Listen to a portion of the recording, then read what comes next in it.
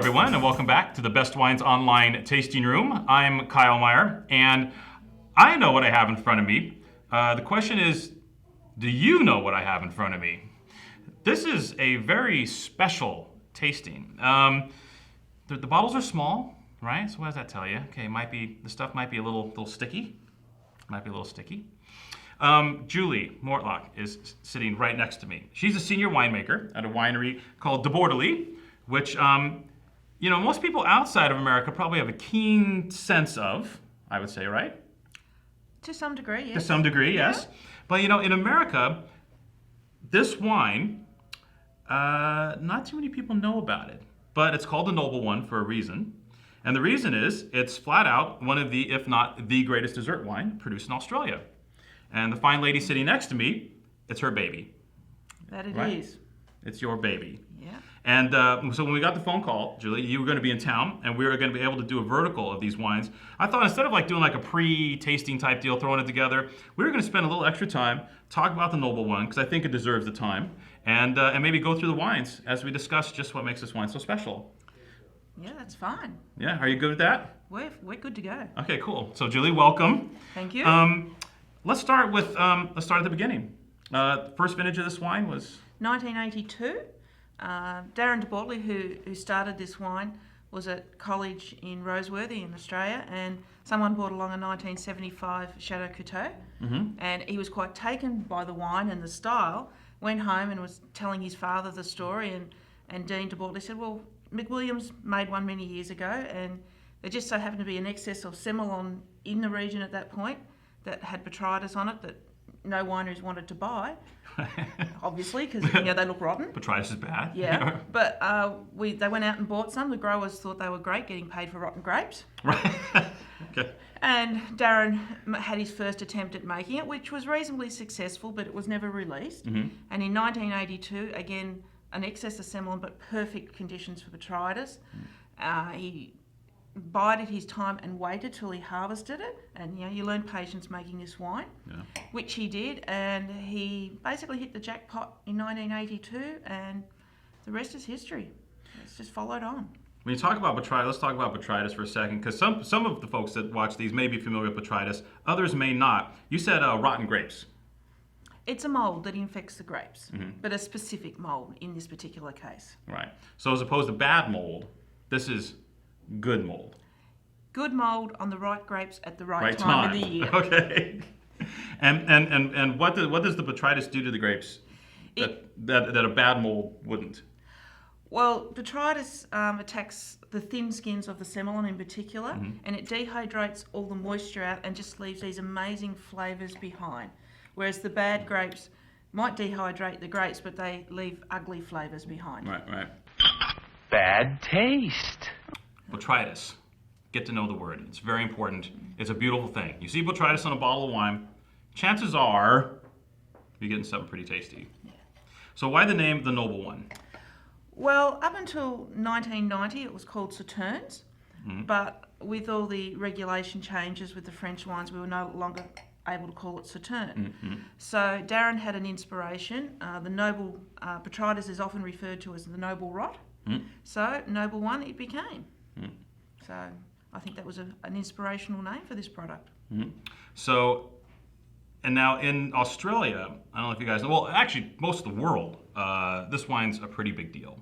When did it hit in Australia? When did people in Australia go, ooh, and have their moment with this wine? I think from the very first vintage, from what I understand, the 1982 took the world by storm. It won numerous trophies all around the world and made a lot of people, sit up and take notice, including some of the great chateaux in France. Yeah. Has it always? Here it's always been Semillon. Was it ever a blend before, or has Semillon always been the? It's always been Semillon. The early years, Darren tried most other varieties, including Sauvignon Blanc, because that's a variety that the French use, but it just didn't really suit our climate so well. The 2010 that we have has a small amount of Sauvignon Blanc in it. It was just the right season for it. Right. But other than that, it's all 100% Semillon. Climate. You said climate. Because one of the first questions I had when I first tasted the Noble One is so where in Australia do you get the conditions to create a wine like this? Because it's dry. It doesn't rain very much, and we're talking about Botrytis, something that requires a little bit of weather. It requires humidity. It's Yeah. a mould. Well, where I live in the Riverina, which is in central New South Wales, it's an irrigated area, so there's lots of irrigation channels around. So therefore, we don't have the river that Sauternes have, but we have the irrigation channels.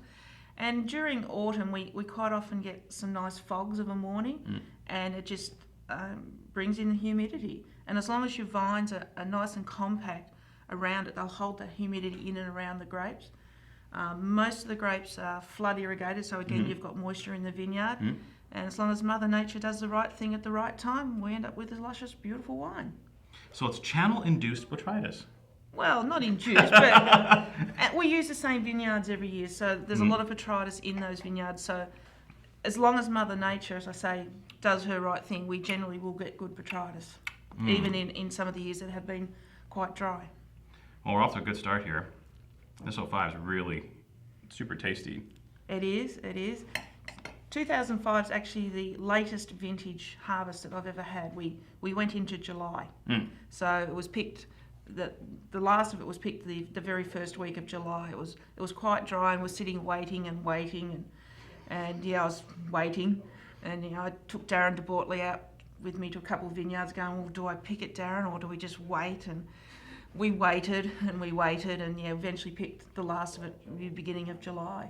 And the earliest we've picked is St. Patrick's Day in 2010. Yeah, because you're Australia 6 months ahead, right? Well, no, I don't know about ahead, but 6 months different. 6 months different. Like 6 months behind, depending on how you look at it, right? Exactly. You have to start at the beginning and work back behind. Yeah. So 6 months difference. So picking in July would almost be like the equivalent of picking like in January. Yeah. That's a late harvest. Very. I mean, our normal harvest, in my region is we're generally finished by the end of March. So then we have to wait for this. So I generally do 2 harvests each year.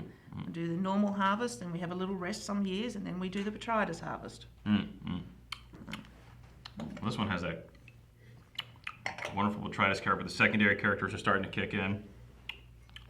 How long do these wines typically age? Well, I had the pleasure of tasting the 82 last year, and it was still looking really good. It's probably past its best, but it's really hard to tell, not having a benchmark behind it. But yeah, there was still quite an amazing wine. Man, that 5's got a wonderful acidity. Can I dump that for you? Yeah. Well, that's something we work really hard on, getting the balance of the acidity and the sweetness. I don't like a wine that's cloying on the finish. So, we do a lot of work at getting that balance correct. Does the Botrytis help with that acidity?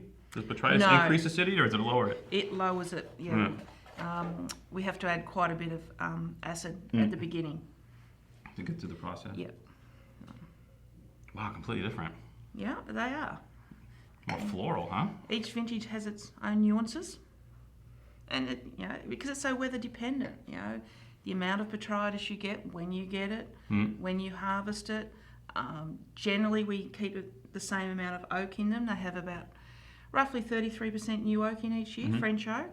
And since I took over in 2000, we've been putting a portion of unoaked back in. Just to keep a little bit of that freshness in the fruit there. We're almost getting criticised for it being too rich and a bit over the top, so we have lightened it off slightly in that respect. And generally, you're talking about 15 to 20% unoaked, a little variation from year to year depending on circumstances.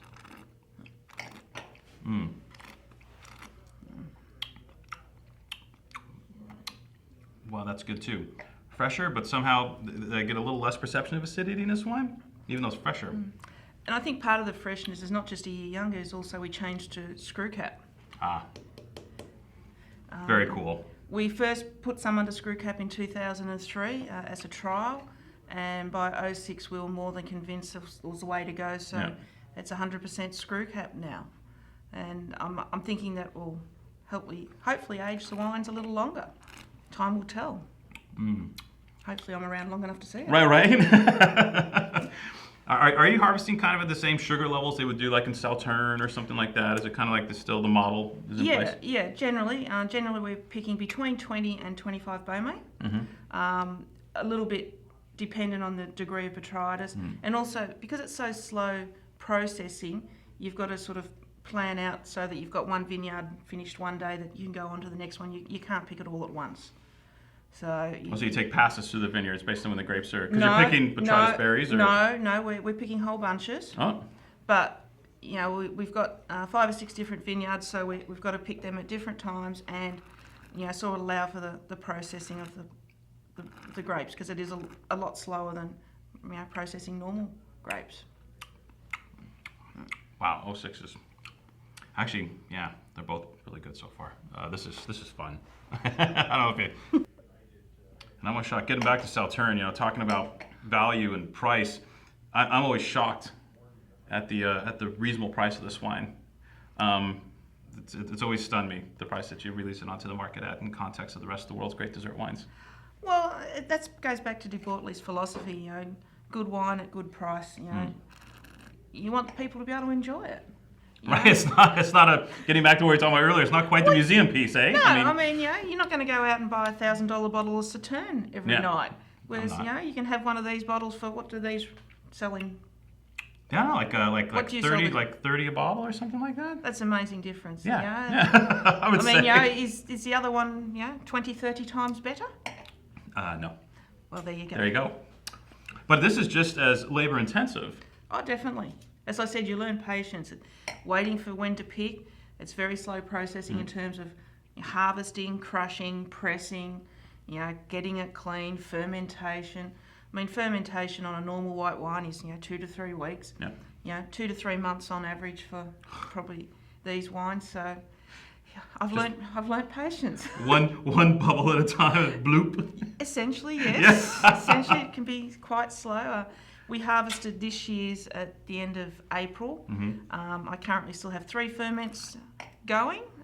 Hopefully they're looking after them while I'm here. I'm sure they are. If she happens to text somebody while we're doing this, don't be offended. Just checking on my ferments, but no, they're fine. 7's beautiful. And I would say, you know, usually I'm not a huge new oak person. I'd say none the worse for wear with the oak tree on that one. That can certainly handle it. It does.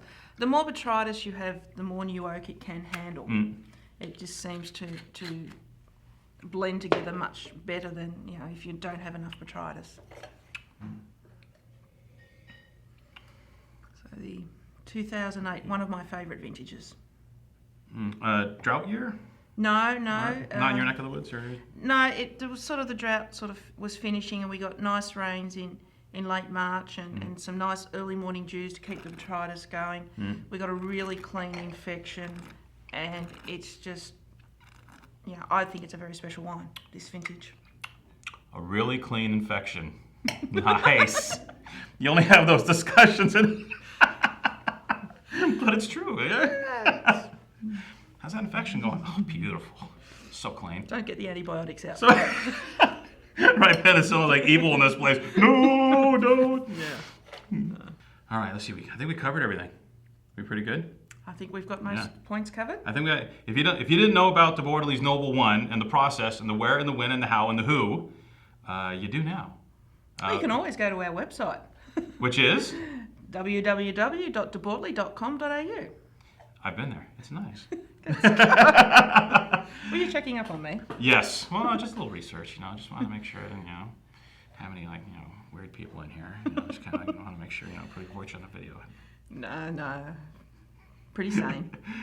Thank you, Julie. This was a sincere pleasure and a treat. Oh, thank you for inviting me along. Yeah. It's, hopefully, the good people of America can learn a little bit more about this wine and enjoy it as much as we do. Yeah, I would like to see Noble One on the map here in America.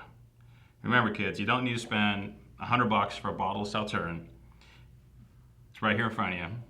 Beautiful wines, same level of quality. We can run with the best Sauternes at a great price. Wow. Cheers, Julie. Thanks. Thank you. All right.